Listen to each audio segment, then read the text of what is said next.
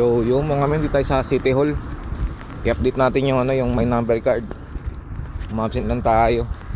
Okay, pinababalik tayo February 5. Hindi na natin atin yung February 5. Umabsent na tayo. Punta natin. Time check 10:42.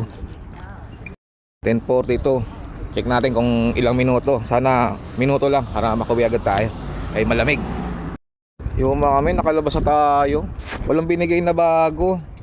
Parang nangyayari, yung nakikita ko sa TikTok na napapanood ko, pag-iisahin na lang yung my number card saka yung residence card. Ito yung binigay.